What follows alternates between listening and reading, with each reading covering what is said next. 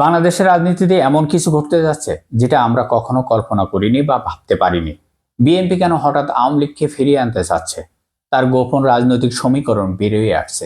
যে বিএনপি দলটি বিগত 16 বছর ধরে নির্যাতনের অভিযোগ তুলেছিলেন আওয়ামী লীগ সরকারের বিপক্ষে, জেল কেটেছেন, জুলুম হামলার শিকার হয়েছেন, চরম সংকটপূর্ণ অবস্থার মধ্যেই ছিল বিএনপি দলটি। আর সেই বিএনপি কি এখন আওয়ামী লীগকে পুনরায় বাংলাদেশের রাজনীতির ময়দানে ফিরিয়ে আনার চেষ্টা করছে? হ্যাঁ, আমি বলছি বাংলাদেশ বিএনপি দলটির কথা।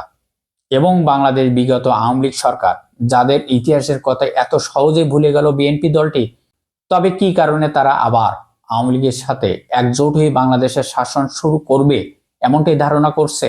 রাজনৈতিকভাবে প্রশ্ন উঠে আসছে, ক্ষমতায় থাকা আওয়ামী লীগের বিরুদ্ধে সবচেয়ে বেশি সোচ্চার ছিল বিএনপি দলটি। দলীয়ভাবে তারা অভিযোগ করছে, দমন নিপীড়ন থেকে শুরু করে হামলা মামলা গুম সবকিছু করেছে তাদের দলের ওপর, নেতাকর্মীদের ওপর।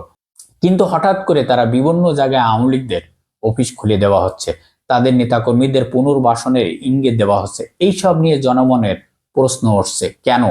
একটি গোপন আলোচনা বেরিয়ে আসছে রাজনৈতিক অঙ্গনে।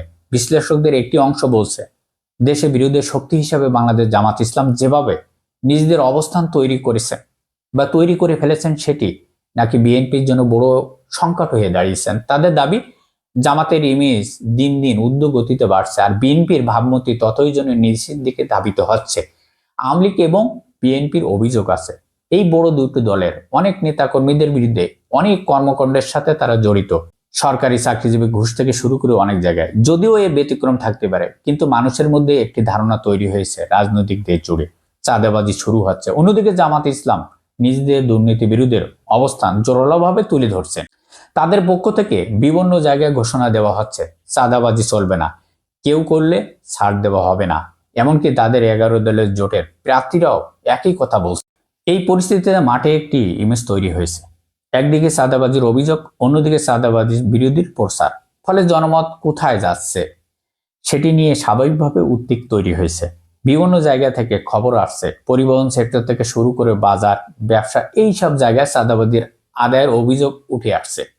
কিছু মানুষ প্রতিবাদও করছে, এতে রাজনৈতিক ইমেজের চাপ সৃষ্টি হচ্ছে।